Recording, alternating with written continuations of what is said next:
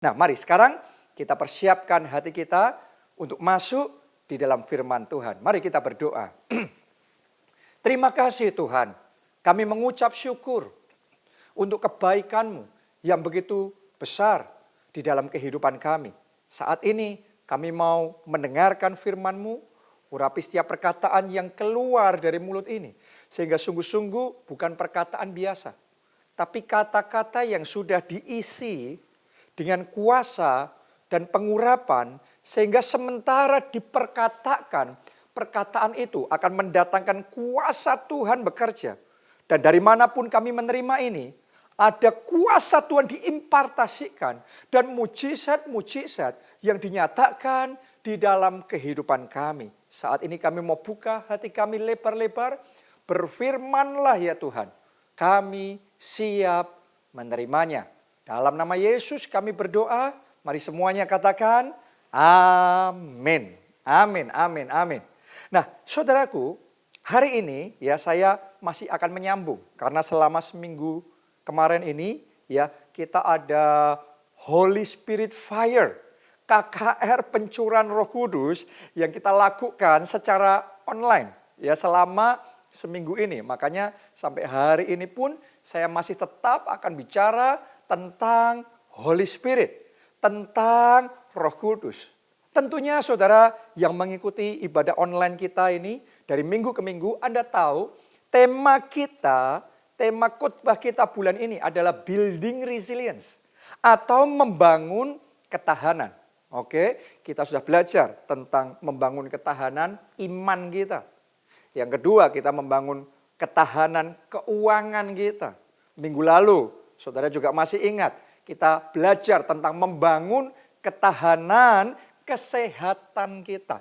Oke. Nah, hari ini saudaraku, ya saya akan membagikan kepada saudara the source of resilience atau sumber ketahanan, sumber resilience. Oke, tadi saya sudah katakan sama saudara, untuk semua ketahanan yang perlu kita bangun itu, ada satu sumbernya yang kita perlu connect, dan kalau kita connect, kita akan dapat impartasi sehingga kita bisa membangun resilience, ketahanan yang luar biasa di dalam berbagai aspek di dalam kehidupan kita. Sumber itu adalah Roh Kudus. Oke, kita baca di 1 Korintus 2 ayat 3 sampai ayat yang ke-5. Ya, ini perkataan Rasul Paulus. Saya bacakan buat saudara. Dia ngomong begini. Aku juga telah datang kepadamu dalam kelemahan dan dengan sangat takut dan gentar. Coba saudaraku berhenti dulu di sini. Ya, yang ngomong ini siapa tadi? Rasul Paulus. Rasul Paulus itu orang yang tangguh, orang yang powerful, kita ngerti. Ini orang luar biasa sekali. Ya, tapi kali ini dia ngomong, aku datang kepadamu dalam kelemahan dan dengan sangat takut dan gentar. Berarti ada satu kejadian, ada satu situasi, satu kondisi yang membuat dia sampai ngomong seperti itu. Berarti yang dihadapi adalah tantangan yang sangat besar.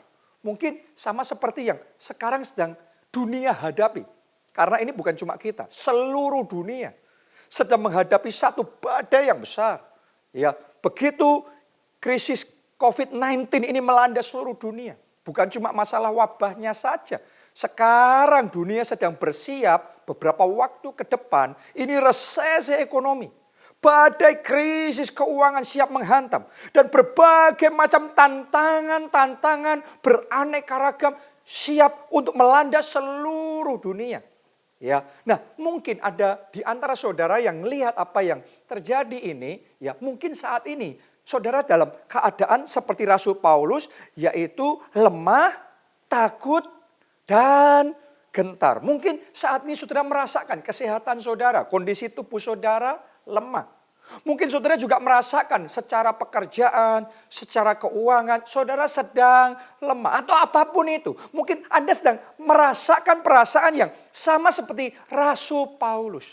Tapi saya mau ngomong begini sama saudara, ya, kita orang benar tidak hidup dengan perasaan, tapi kita hidup by faith. Kita hidup oleh iman. Jadi di saat yang sama, Paulus merasakan seperti itu, tapi Paulus tetap bisa teguh berdiri di dalam iman. Saya berdoa tidak peduli apapun perasaan Anda sekarang, tapi mulai sejak saat ini iman saudara teguh, iman saudara kokoh, iman saudara kuat. Amin. Ya, itu Rasul Paulus. Ini luar biasa sekali, gak peduli apapun yang terjadi, imannya tetap kuat. Gak peduli perasaannya berusaha mengombang-ambingkan dia, tapi imannya tetap kokoh. Pertanyaannya sekarang, apa rahasianya? Kita baca ayat yang keempat dan ayat yang kelima. Baik perkataanku maupun pemberitaanku tidak kusampaikan dengan kata-kata hikmat yang meyakinkan, tetapi dengan keyakinan akan kekuatan roh. Wow, luar biasa. Anda pegang dulu itu. Dengan keyakinan akan kekuatan roh. Oke, supaya iman kamu jangan bergantung pada hikmat manusia, pada kepandaian manusia, oke, pada kehebatan manusia, tetapi pada kekuatan Allah. Wow, luar biasa. Jadi ternyata iman Paulus bisa teguh, bisa kokoh, karena imannya tidak tergantung pada hikmat manusia, pada keadaan manusia, kepandaian manusia, yang di hari-hari sekarang, di zaman kita sekarang ini pun mengecewakan. Ya, berapa banyak orang yang pakar-pakar memberi nasihat, wah ini hutang sebanyak-banyaknya, wah nanti begini jurusnya begini begitu. Di hari-hari zaman sekarang ini, nasihat-nasihat seperti itu mengecewakan. Orang-orang yang mengandalkan dirinya sendiri, kekuatannya sendiri, akhirnya akan dikecewakan. Oke, bahkan saat ini untuk mengatasi situasi seperti ini pun semua teknologi, semua kemajuan manusia, semua kehebatan medis, ternyata sekarang kita sadar manusia itu terbatas. Jadi kalau iman kita tergantungnya sama hikmat manusia, akhirnya kita akan dikecewakan. Tapi hari ini saya ajak saudara belajar dari Rasul Paulus. Imannya tidak tergantung sama kekuatan manusia. Imannya tergantung pada kuasa Allah, pada kekuatan roh. Dia punya keyakinan akan kekuatan roh. Oke, karena itu Rasul Paulus dengan mantap dia berkata, aku cakap menanggung segala perkara di dalam Dia yang memberi kekuatan kepadaku. Anda yang sedang lemah, Anda yang sedang takut, Anda yang sedang gentar, saat ini bangun kembali iman saudara dengan keyakinan bukan pada hikmat manusia, tapi pada kekuatan roh. Dan hari ini terima kekuatan roh itu. Terima kuasa Roh Kudus. Karena kuasa Roh Kudus tidak terbatas. Kekuatan roh tidak terbatas. Memang besar badai yang sedang menghantam dunia ini. Hebat kegelapan yang sedang menyelimuti bangsa-bangsa ini. Tapi saya mau katakan, kekuatan Roh Kudus tidak terbatas. Kalau saudara tergantung imannya pada kekuatan roh, tidak peduli apapun yang terjadi, Anda bisa tetap teguh, Anda bisa tetap kuat, Anda bisa terus bertahan, bahkan melewati semua badai krisis ini, Anda bisa menang. Bahkan saudara jadi pemenang, lebih dari pemenang.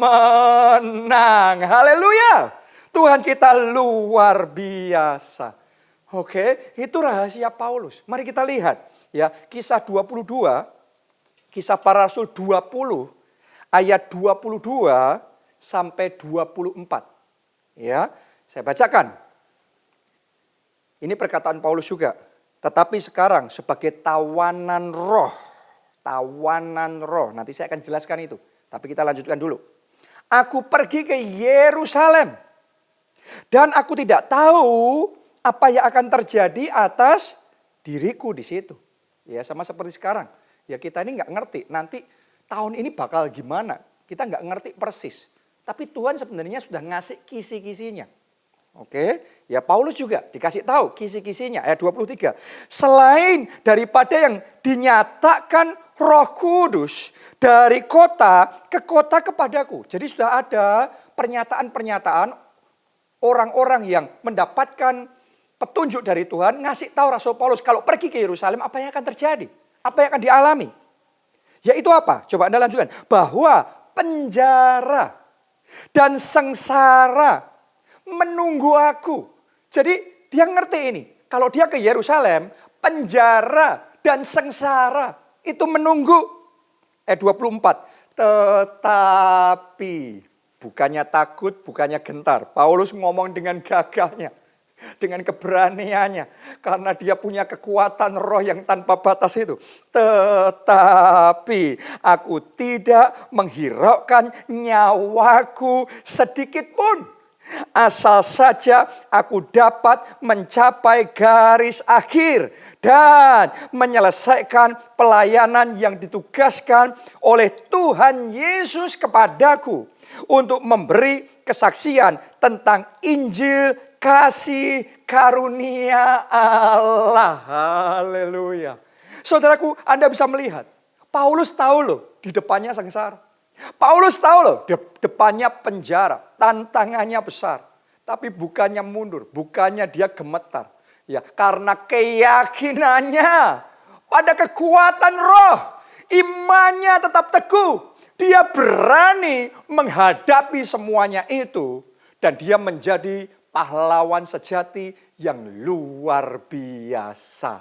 Saya berdoa, saudara juga mempunyai keyakinan akan kekuatan roh seperti Rasul Paulus. Karena itu penting sekali.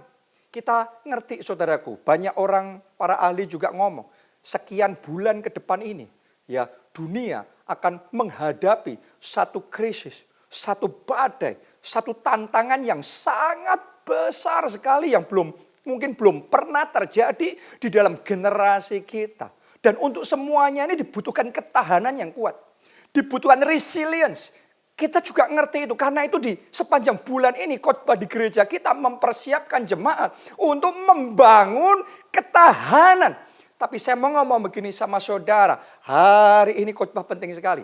Hari ini firman Tuhan penting sekali. Pastikan sementara engkau membangun ketahanan iman, ketahanan kesehatan, ketahanan keuangan. Minggu depan kita belajar ketahanan keluarga juga. Pastikan satu hal yang pasti. Roh Kudus jadi sumber ketahanan dalam hidup saudara. Roh Kudus jadi sumber di mana iman saudara tergantung kepadanya. Kalau iman saudara tergantung pada kekuatan roh yang tidak terbatas.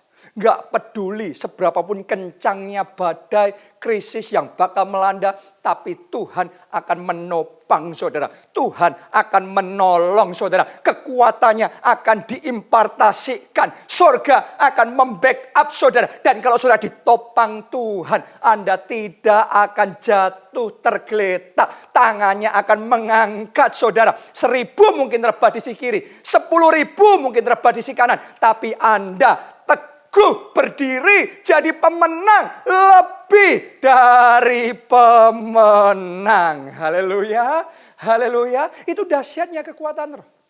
Makanya Rasul Paulus ngomong, sampai dia ngomong gini, aku ini tawanan roh. Ya, tawanan roh di Alkitab bahasa Indonesia kan ditulis begitu. Tapi dalam Alkitab bahasa Inggrisnya, ya ditulisnya bound in the spirit. Ya, terikat dalam roh. Jadi antara Paulus dengan Roh Kudus ada keterikatan, ada keterkaitan, ada ketergantungan. Wow, itu luar biasa. Makanya Paulus ngomong aku tawanan roh. Ya, kenapa? Karena keyakinannya akan kekuatan roh membuat dia begitu bergantung, membuat dia begitu mengandalkan Roh Kudus, bukan hikmat manusia. Saya mau ngomong sama saudara, menghadapi resesi ekonomi, jangan andalkan hikmat manusia. Menghadapi badai sakit penyakit, jangan andalkan kekuatan manusia. Hari ini saya ajak saudara bangun keyakinan saudara pada kekuatan roh yang tanpa batas. Roh Kudus itu sumber kekuatan di dalam hidup kita. Oke, itu tadi Paulus. Yang berikutnya saya mau cerita sama saudara. Bagaimana Tuhan Yesus pun juga mempunyai keyakinan yang teguh, yang besar akan kekuatan roh. Sampai-sampai dia ngomong sama murid-muridnya, aku harus pergi, aku harus naik ke surga. Karena kalau aku nggak naik ke surga, penghibur itu, roh itu tidak akan datang kepadamu.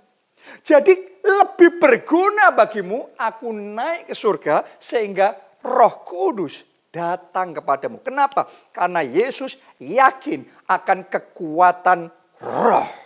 Hanya kalau Roh Kudus turun atas mereka, maka mereka akan punya kekuatan. Mereka akan bangkit di dalam kekuatan yang luar biasa. Kenapa itu penting? Kita baca dulu. Di dalam 2 Timotius 1 ayatnya yang ke-7. Sebab Allah memberikan kepada kita bukan roh ketakutan, melainkan roh yang membangkitkan kekuatan, kasih, dan ketertiban. Jadi Roh Kudus, saudaraku, satu hal yang dia kerjakan ketika dia datang atas hidup kita, dia akan membangkitkan kekuatan. Wow, ini luar biasa sekali. Ini yang dialami oleh murid-murid Yesus. Saudara masih ingat ya, ketika Tuhan Yesus ditangkap, kemudian disalibkan, dan setelah itu mati di kayu salib, ya, iman murid-muridnya tergoncang.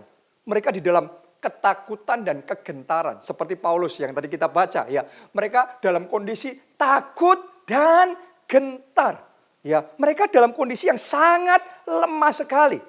Tapi yang luar biasa, ketika hari Pentakosta tiba, ya, itu yang saya percaya selama seminggu ini, bahkan minggu depan kita peringati hari Pentakosta. Nah, itu game changernya di situ. Murid-murid Yesus kumpul, dan ketika murid-murid Yesus kumpul sedang berdoa di loteng atas di Yerusalem itu, maka seperti yang sudah dijanjikan Tuhan Yesus, Roh Kudus turun atas mereka. Dan ketika Roh Kudus turun, roh itu membangkitkan kekuatan, membangkitkan power, membangkitkan ketahanan, membangkitkan resilience. Itu yang dialami murid-murid Yesus. Begitu kekuatan itu bangkit, Petrus dan murid-murid yang tadinya sudah gemetar, panik dan takut, tiba-tiba bangkit menyala-nyala. Petrus khotbah, sekali khotbah hari itu juga 3.000 jiwa bertobat dan memberikan dirinya untuk dibaptis. Sejak saat itu mujizat-mujizat, tanda-tanda ajaib terjadi. Gereja mula-mula mengalami banjir mujizat. Sejak saat itu Injil diberitakan dari Yerusalem, Yudea, Samaria sampai ujung bumi. Kenapa kok bisa berubah seperti itu? Karena Roh Kudus datang dan membangkitkan kekuatan. Jadi saat ini dimanapun Anda berada, saya berdoa Roh Kudus datang kepada saudara. Roh Kudus jamah saudara. Dan Roh Kudus membangkitkan kekuatan saudara. Saudara coba renungkan. Murid-murid Yesus begitu terima kekuatan yang baru dari Roh Kudus itu. Mereka tadinya sudah lemah. Mereka tadinya tuh kegerakannya tuh sudah hampir punah. Sudah tercerai-berai. Tapi yang hampir punah bangkit, ngalami kegerakan besar karena terima kekuatan roh itu. Hari ini saya mau ngomong, kalau pekerjaanmu hampir punah, masa depanmu hampir punah, ya, ekonomimu, keuanganmu hampir punah, pengharapanmu hampir punah karena goncangan begitu besar. Hari ini terima Roh Kudus.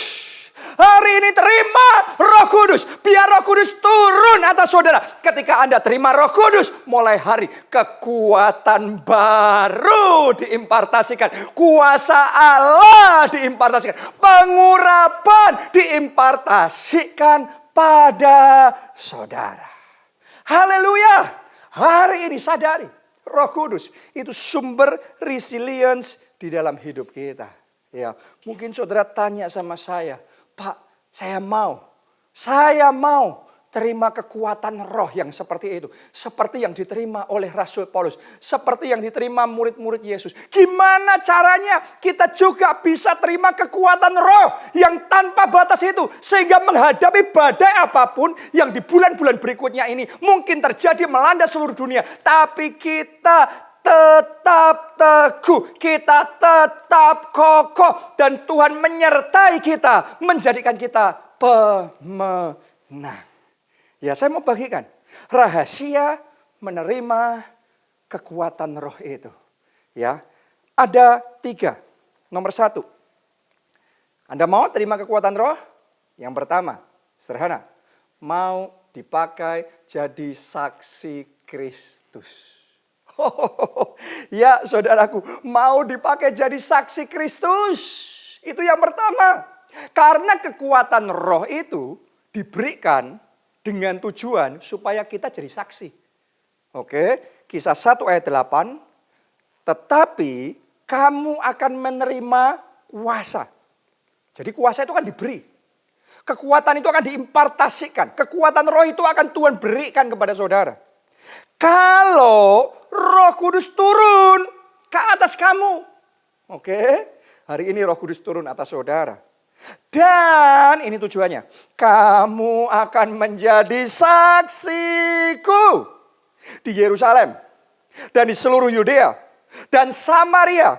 Dan sampai ke ujung bumi. Jadi alasan Tuhan memberikan kekuatan roh yang luar biasa pada Paulus. Supaya Paulus jadi saksi Kristus. Alasan Tuhan memberikan Roh Kudus dan kekuatan roh yang tanpa batas pada murid-muridnya. Supaya murid-muridnya bangkit jadi saksi di Yerusalem, Yudea, Samaria, sampai ujung bumi. Artinya Tuhan mau mereka bangkit jadi saksi tanpa batas. Bersaksi tanpa batas. Melayani tanpa batas. Memberitakan Injil tanpa batas. Menyelamatkan jiwa-jiwa tanpa batas. Kalau saudara juga mau terima kekuatan roh seperti yang mereka alami itu, saya tantang saudara. Ambil komitmen, jadi saksi. Anda harus mengerti, ini tahunnya di mana kemuliaan Tuhan dinyatakan di tengah kegelapan dan kekelaman dunia ini. Ini tahunnya kemuliaan Tuhan dinyatakan. Jadi Tuhan cari orang-orang yang mau bangkit untuk jadi saksi. Orang-orang yang mau dipakai oleh Tuhan seperti itu akan diberi kekuatan roh yang tanpa batas dicurahkan kepada mereka. Doa saya, saudara termasuk orangnya. Anda yang mau berkata, Tuhan, aku mau dipakai. Aku mau Tuhan pakai untuk jadi saksi. Aku mau memberitakan kabar baik bahwa di dalam Yesus ada jalan keluar. Di dalam Yesus ada pertolongan. Di dalam Yesus ada kesembuhan. Di dalam Yesus ada anugerah keselamatan. Saya ajak saudara, ambil komitmen. Ayo, jangan cuma mikirin diri kita sendiri. Kalau saudara cuma mikirin diri sendiri, Anda nggak mau dipakai sama Tuhan. Buat apa Tuhan mencurahkan kekuatan itu? Ya, kekuatan roh itu sangat berharga diberikan kepada mereka yang mau jadi saksi. Di zaman seperti sekarang ini, di mana kita diharuskan di rumah saja, ya secara jasmani kita terbatas. Tapi saat ini kita bisa bersaksi secara online. Saudara dan saya bisa memberitakan kabar baik secara online. Oke, kita bisa melayani secara online. Kita bisa mengajak teman kita, keluarga kita, ikut ibadah online kita seperti ini secara online. Anda bisa lakukan itu. Bahkan saya ingin ajak saudara, saya tantang saudara, jadi KKS, jadi ketua kelompok sel secara online. Kalau Anda mau itu, saudara hubungi saya di JSM.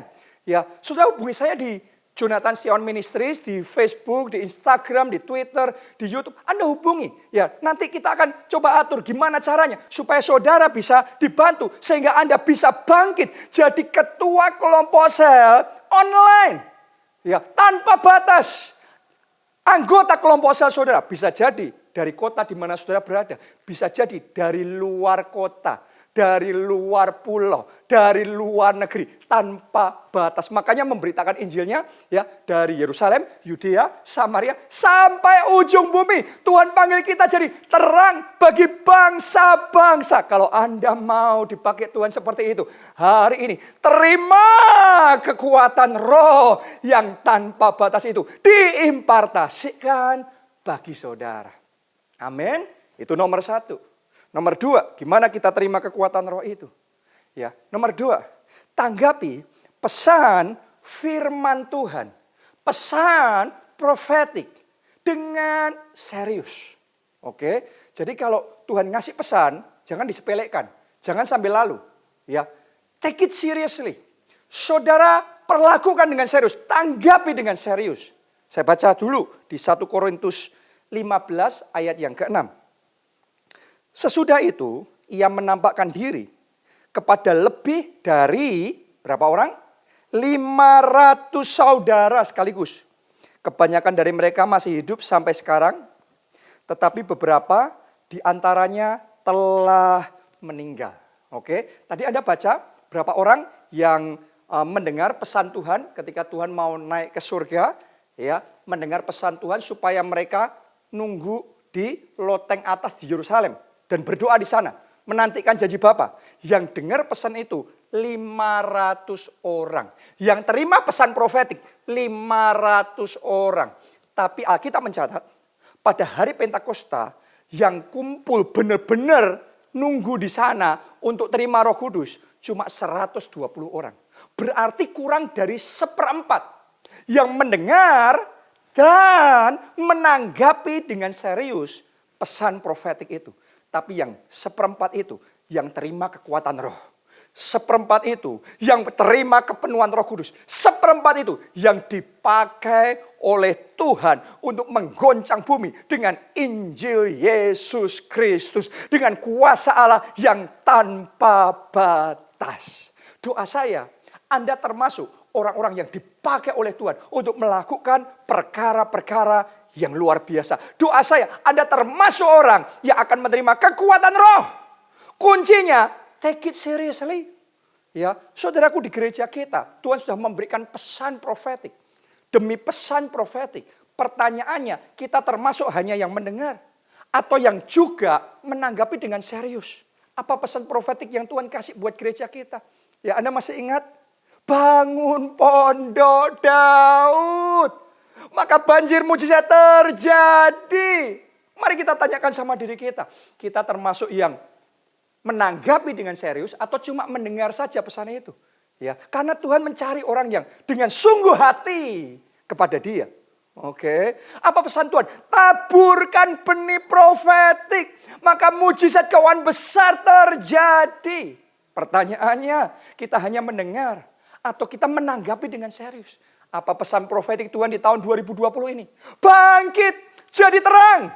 Bangkit selamatkan jiwa. Bangkit jadi saksi Kristus. Pertanyaannya, sudahkah engkau meresponi pesan Tuhan dengan profetik? Hanya orang yang mau meresponi pesan profetik Tuhan dengan serius, saya percaya kekuatan roh yang tanpa batas itu hari ini diimpartasikan kepada saudara. Hari ini dicurahkan atas hidup saudara. Dan melalui semuanya ini, Anda akan jadi pemenang. Amin. Haleluya. Yang ketiga, yang terakhir. Setelah itu kita akan berdoa. Ya, yang ketiga. Buka hati dan miliki kehausan yang besar untuk terima kepenuhan Roh Kudus di hari Pentakosta ini. Nah, saya mau bicara dulu beberapa hal di sini, saudaraku, karena ini penting sekali. Ya, saudara hanya terima kuasa, saudara hanya terima kekuatan roh kalau Roh Kudus turun. Tapi Roh Kudus hanya akan turun atas saudara kalau Anda punya kehausan roh. Gak bisa tidak. Anda miliki. Datang sama Tuhan dengan kehausan. Tuhan, aku mau. Aku mau kekuatan roh itu. Aku mau kau penuhi dengan Roh Kudus. Penuhi aku, curahkan rohmu. Hanya orang yang punya kehausan seperti itu. Yang saat ini akan dipuaskan oleh Tuhan. Dengan rohnya yang tanpa batas. Dengan kekuatan yang tanpa batas. Jadi hari ini saya berdoa. Saudara semua yang belum terima baptisan Roh Kudus. Saudara terima baptisan Roh Kudus hari ini. Saudara yang belum bahasa roh. Ya, saya doa hari ini saudara akan Tuhan berikan karunia bahasa roh. Mulai hari Anda bisa berdoa dan mulai berkata-kata dalam bahasa roh. Anda percaya enggak? Kita doa bersama, ya Anda di tempat saudara, saya dari sini. Kalau kita connect dengan iman, ya kita connect dalam spirit, kepenuhan roh bisa terjadi atas saudara. Amin. Saya berdoa juga buat saudara yang sudah bahasa roh. Saya berdoa hari ini masuk dalam kepenuhan roh tanpa batas. Lebih dalam. Next level di dalam hidup saudara. Ya, saya bacakan dulu. 1 Korintus 14 ayat yang keempat. Ya, saya mau bahas sedikit nih tentang bahasa roh. Ya, sebentar aja. Ditulis begini. Siapa yang berkata-kata dengan apa? Bahasa roh. Ini yang ngomong firman Tuhan. Siapa yang berkata-kata dengan bahasa roh, ia membangun dirinya sendiri. Sampai di situ pembacaan kita. Jadi ternyata membangun diri sendiri, membangun resilience, membangun ketahanan, itu salah satu yang penting untuk kita lakukan adalah berkata-kata dengan bahasa roh. Ya, artinya saudaraku, kalau Anda banyak berkata-kata dengan bahasa roh, maka saudara membangun dirinya kuat. Resilience-nya kuat. Tidak heran Paulus punya ketahanan yang super. Ketahanan yang hebat sekali. Kenapa? Karena Paulus paling suka bahasa roh. Paulus itu bahkan berkata, aku ini ya berkata-kata dalam bahasa roh lebih banyak dari kamu semua. Jadi Paulus itu dari sejak bangun tidur sepanjang hari sampai dia tidur. Dia sangat sering untuk berkata-kata dalam bahasa roh. Itu sebabnya kekuatannya dibangun, ketahanannya dibangun. Itu sebabnya apapun boleh terjadi. Dia mengalami karam kapal, dia dianiaya, dia dilempari batu. Dia mengalami tantangan dan badai dan krisis yang luar biasa. Tapi imannya tetap teguh, imannya tetap kokoh. Kuncinya ternyata salah satunya adalah dia suka berkata-kata dalam bahasa roh. Jadi saya ingin tantang saudara yang bahkan sudah dibaptis Roh Kudus dan mulai berkata-kata dalam bahasa roh. Saya tanya sama saudara. Saudara pakainya bahasa roh seberapa sering? Ada orang yang sudah dibaptis Roh Kudus, tapi bahasa rohnya hanya seminggu sekali kalau pas ibadah di gereja. Biasanya gitu kan? Ya, tapi Paulus enggak. Paulus setiap hari. Bahkan sesering mungkin dia bahasa roh. Makanya ketahanannya kuat sekali. Pengurapannya kuat sekali. Kekuatan roh yang dia terima besar sekali. Karena dia sering bahasa roh. Jadi hari ini saya ajak saudara yang sudah dibaptis Roh Kudus, sudah berbahasa roh. Saya ajak saudara mengaktifkan bahasa roh saudara sesering mungkin. Dan bangun resilience, ketahanan rohmu hari demi hari. Terima impartasi kekuatan roh lebih dalam lagi. Amin. Saya bacakan di Roma 8 ayat 26. Demikian juga roh membantu kita dalam kelemahan kita. Kalau Anda doa dalam bahasa roh ya, Anda dibantu Roh Kudus dalam kelemahanmu. Sebab kita tidak tahu bagaimana sebenarnya harus berdoa. Tetapi roh sendiri berdoa untuk kita kepada Allah dengan keluhan-keluhan yang tidak terucapkan. Ternyata saudaraku, kalau kita bahasa roh, kita itu sedang partnership sama Roh Kudus. Jadi sewaktu kita berdoa kepada Allah, kita bahasa roh, bukan cuma kita berdoa, tapi Roh Kudus berpartner sama kita, membantu kita untuk doa dengan keluhan-keluhan yang tadi ditulis tidak terucapkan. Jadi sekarang kita kerjasama in partnership with the Holy Spirit dengan Roh Kudus. Gak heran kalau kita bersama Tuhan, siapa lawan kita? Kalau kita jalan bersama Tuhan, perkara besar dan ajaib Tuhan kerjakan di dalam hidup kita. Amin. Makanya hari ini saya ajak saudara, minta sama Tuhan. Karunia bahasa roh itu ditambahkan, ditingkatkan, dilipat gandakan. Oke. Nah, sekarang ayat terakhir. Kalau saudara mau terima kepenuhan Roh Kudus, saya mau yakinkan hari ini Tuhan akan memberikan sesuatu yang indah kepada saudara. Ya, kita baca Lukas 11 ayat yang ke-13. Ya, saya bacakan. Jadi, jika kamu yang jahat tahu memberi pemberian yang baik kepada anak-anakmu, apalagi Bapamu yang di sorga. Ia akan memberikan Roh Kudus kepada mereka yang meminta kepadanya. Artinya kalau hari ini saudara mau minta Roh Kudus kepada Bapa di sorga, yang Anda terima bukan roh yang lain. Yang Anda terima adalah Roh Kudus. Yang Anda terima, Anda akan dipenuhkan, ditenggelamkan di dalam Roh Kudus. Anda akan dibaptis oleh Roh Kudus. Anda akan diberikan karunia berkata-kata dalam bahasa roh. Oh, ini luar biasa. Ya, bahkan saudara yang sudah terima bahasa roh, hari ini Roh Kudus akan memenuhi saudara lebih dahsyat, lebih besar, lebih luar biasa lagi. Karena itu, siapa di sini yang mau dibaptis Roh Kudus? Siapa di sini saudara yang mau dapat bahasa roh? Siapa di sini yang mau dibawa Tuhan masuk ke next level di dalam kepenuhan Roh Kudus dalam hidup saudara? Saat ini, angkat dua tangan. Saya mau berdoa buat saudara. Angkat dua tangan saudara. Oke, kita connect secara spirit. Anda ikuti doa saya. Kata-kata ini Anda ikuti.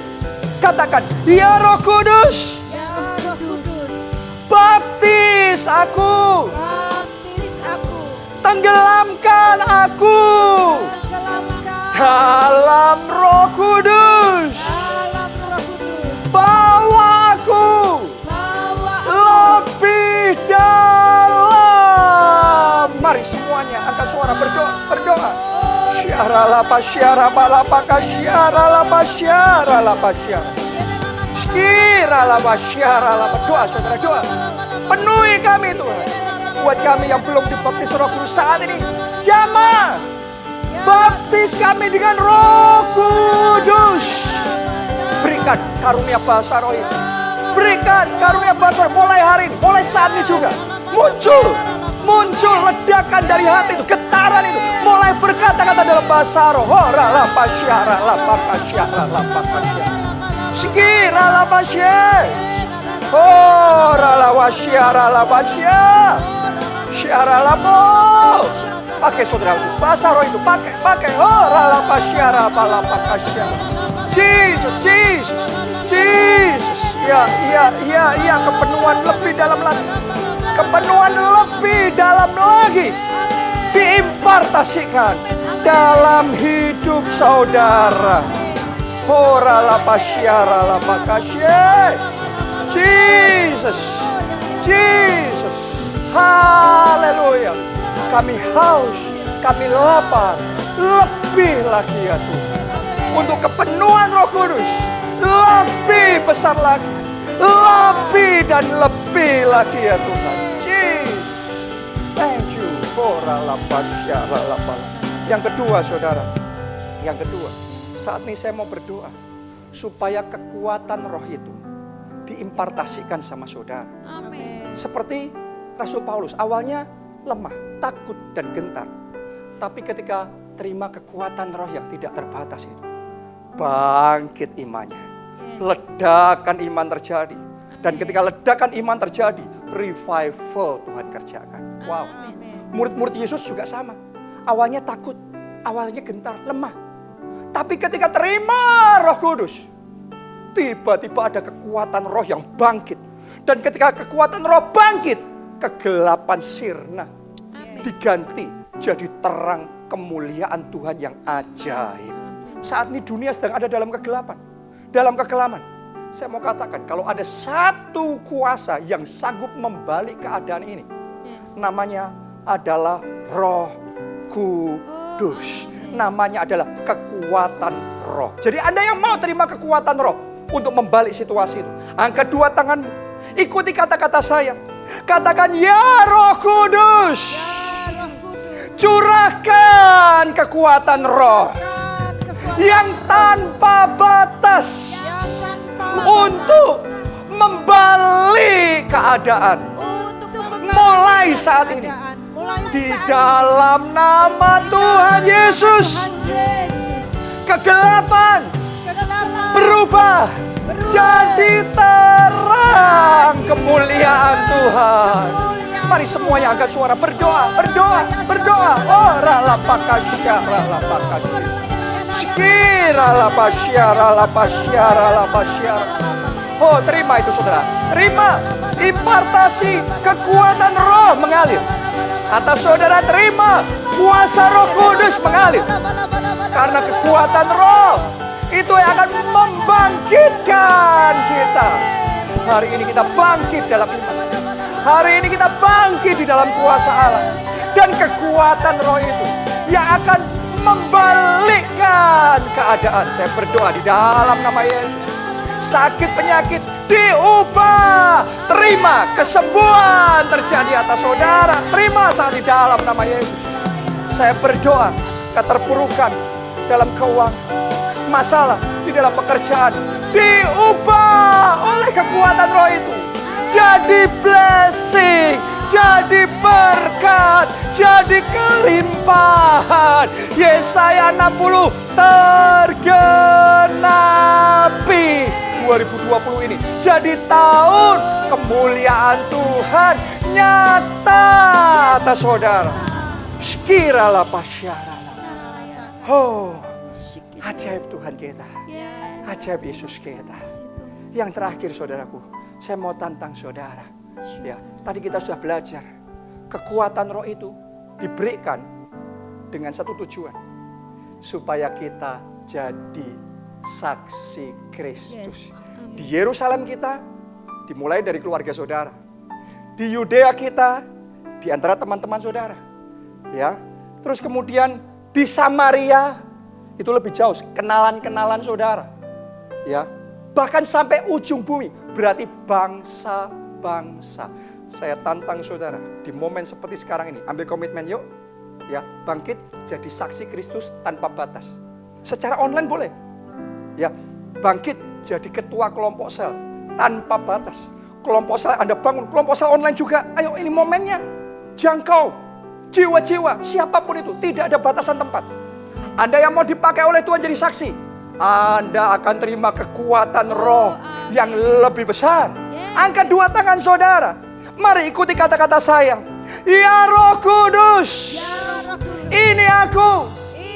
Aku mau jadi saksi Kristus. Pakai aku untuk bersaksi. Pakai aku selamatkan jiwa.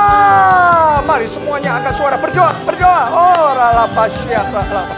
Pakai aku Tuhan untuk jadi saksi, untuk selamatkan jiwa, untuk bangun kelompok sel. Baik itu di Yerusalem, di Yudeaku, di Samariaku, bahkan sampai ujung bumi. Jadi terang bagi bangsa-bangsa. Oh, ralapasya, ralapasya. Pakai aku Tuhan, pakai aku. Sehingga melalui hidupku, keluargaku diselamatkan. Melalui hidupku, teman-temanku menerima anugerah keselamatan. Pakai aku Tuhan. Pakai Tuhan. Pakai ya Roh Kudus. Dan sementara saudara dipakai oleh Tuhan, terima kekuatan roh yang membangkitkan itu. Kekuatan roh yang mengubah situasi itu. Terima kekuatan roh tanpa batas tercurah dalam hidup saudara. Haleluya. Haleluya. Haleluya. Thank you Jesus. Thank you Holy Spirit. Engkau baik, Engkau dahsyat, Engkau luar biasa. Kami tahu, kami sudah terima pengurapan. Kami sudah terima kuasa. Kami sudah terima kekuatan tanpa batas. Dalam nama Tuhan Yesus, kami berdoa, semuanya katakan Amin. Amin, amin, amin. Nah, saudaraku, kita sudah mengakhiri ibadah online hari ini. Saya percaya Anda sudah terima kekuatan roh tanpa batas untuk membangun ketahanan saudara. Apapun boleh terjadi, badai boleh terjadi. Tapi bersama Yesus kita cakap menanggung segala perkara di dalam Dia yang memberi kekuatan kepada kita. Mari saat ini terima doa berkat ini. Angkat dua tangan saudara dan aminkan blessing ini. Diberkatilah saudara oleh Tuhan. Diberkatilah keluarga saudara oleh Tuhan. Diberkatilah studi dan pekerjaan saudara oleh Tuhan. Diberkatilah kesehatan dan masa depan saudara oleh Tuhan. Diberkatilah pertumbuhan rohani dan pelayanan saudara oleh Tuhan. Dalam anugerah Allah Bapa, cinta kasih Yesus Kristus, dan persekutuan dengan Roh Kudus sekarang sampai selama-lamanya. Mari bersama-sama kita katakan, amin. Salam keluarga Allah dan Tuhan memberkati saudara. Amin.